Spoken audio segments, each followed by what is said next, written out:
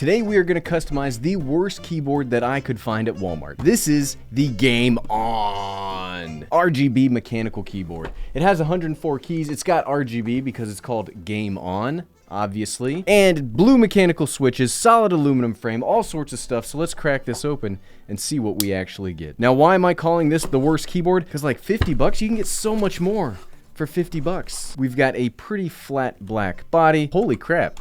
Look at that. I don't know that I've ever had keycaps come off that easy before, and we've checked out some bad keyboards here on the channel. Let's do an initial sound test.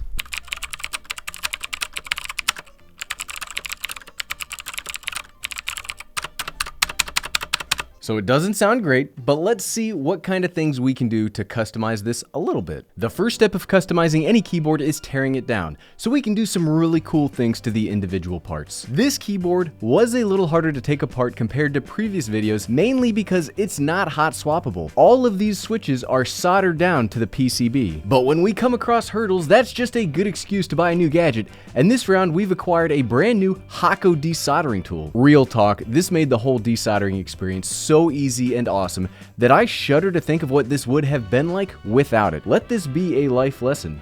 Always buy the proper tool for any job. Sure, my desoldering wasn't perfect, as this is my first time ever doing it, but we were able to clear everything out and start removing the switches. These switches, much like on the last keyboard, are Otemu style, and I don't have anything to replace them with, which is fine because I think a gaming keyboard like this needs to be as click-clacking as possible, and these blues should fit that bill perfectly. So we won't be lubing or replacing them, and we'll just pop them right back in with everything else when we reassemble it. After definitely breaking a couple, yanking them out, we need to do something to spruce up the overall look of the board itself. The last keyboard we upgraded was topped with a nice blue finish, so I decided we should customize this particular keyboard with a bright white finish. Look, real talk. Real talk. Keyboards are always so boring, and like 95% of them are either dark gray or black.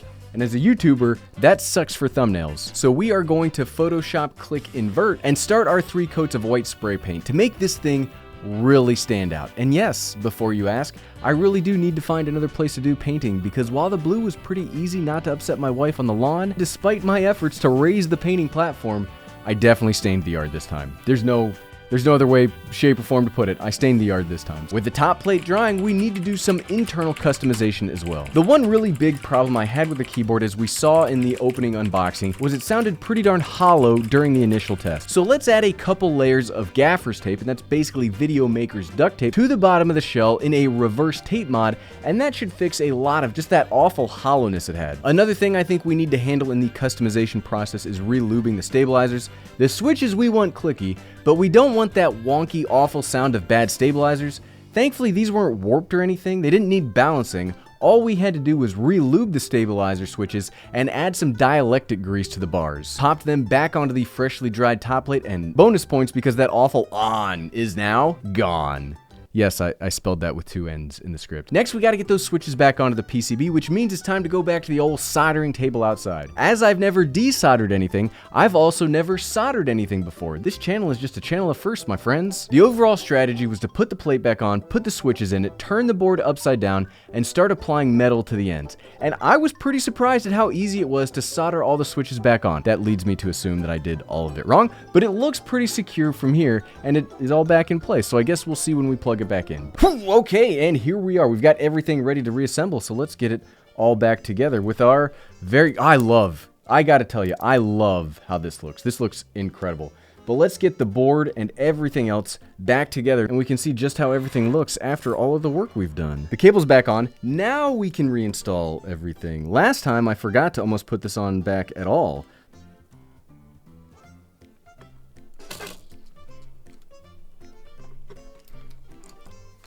Ooh, and it fits really nicely back together.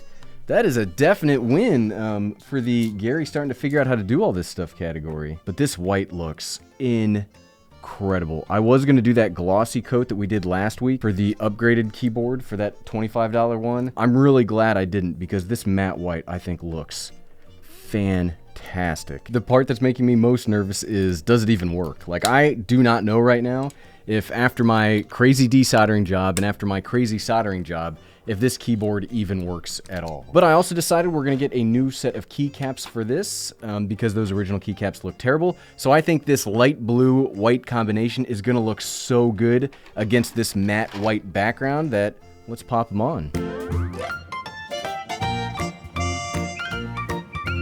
I am blown away. Like, I feel like I say that every time we make a keyboard, but holy crap. Can you see this? I love how this looks. That looks so good. The only thing I would change maybe in this keycap set is I'd have these be blue too, because I think that blue looks incredible on this white. Okay, so here's how it sounded before we did any updates or any customizations. And now let's check and see how it sounds after we've done some stabilizer work and we've added some tape to the case.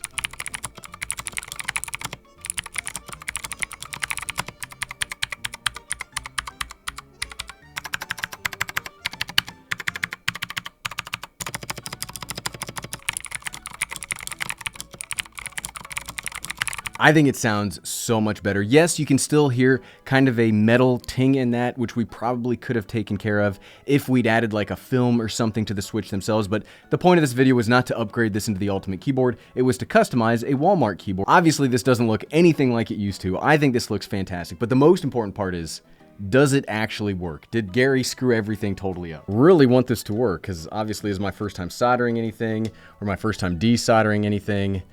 Hey, it turns on my keyboard. We got the lights. We got the RGB. Oh my goodness. Okay, so it works. I didn't totally screw everything up. Okay, typing test. Let's see if it works. Okay.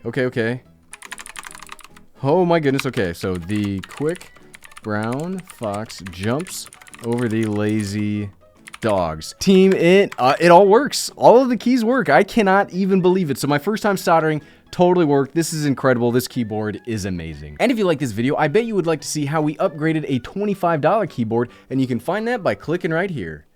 Thanks for watching.